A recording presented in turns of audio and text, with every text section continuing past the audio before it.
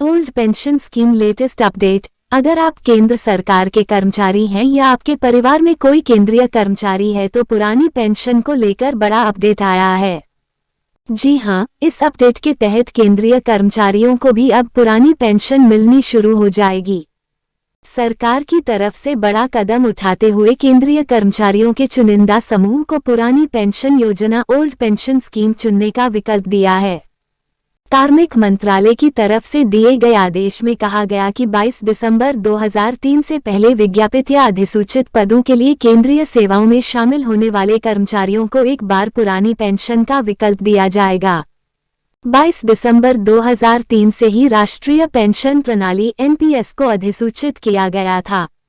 ऐसे कर्मचारी केंद्रीय सिविल सेवा पेंशन नियम 1972 अब 2021 के तहत पुरानी पेंशन के लिए पात्र हैं।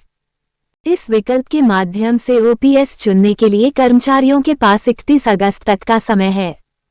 यह आदेश केंद्रीय सशस्त्र पुलिस बल (सीएपीएफ) कर्मियों और ऐसे अन्य केंद्रीय कर्मचारियों पर लागू होगा जो 2004 में सेवाओं में शामिल हुए थे। दरअसल, भर्ती प्रक्रिया में देरी प्रशासनिक कारणों से हुई थी। सरकार की तरफ से उठाए गए इस कदम के बाद कर्मचारियों के एनपीएस के योगदान को सामान्य भविष्य निधि (जीपीएफ) में जमा किया जाएगा। भाजपा के नेतृत्व वाली सरकार की तरफ से कहा गया कि पुरानी पेंशन योजना (ऑप्स) को बहाल करने से सरकार पर अनावश्यक वित्तीय बोझ पड़ेगा। इससे पहले छत्तीसगढ़, राजस्थान, झारखंड और हिमाचल प्रदेश कांग्रेस शासित राज्य पहले ही ओपीएस को बहाल करने का ऐलान कर चुके हैं।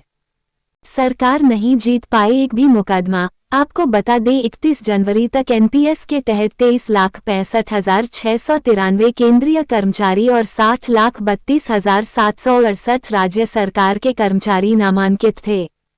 एक सीनियर ऑफिशियल ने कहा कि इस मामले पर सरकार पर किए गए काफी मुकदमों के बाद सरकार की तरफ से यह फैसला किया गया। देश भर की अदालतों में सैकड़ों मुकदमे हुए, सरकार एक भी मुकदमा नहीं जीत पाई।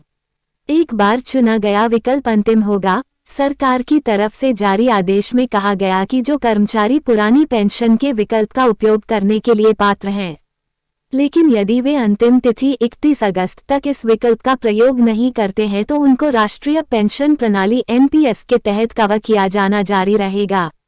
आदेश में ये भी कहा गया कि एक बार चुना गया विकल्प अंतिम होगा।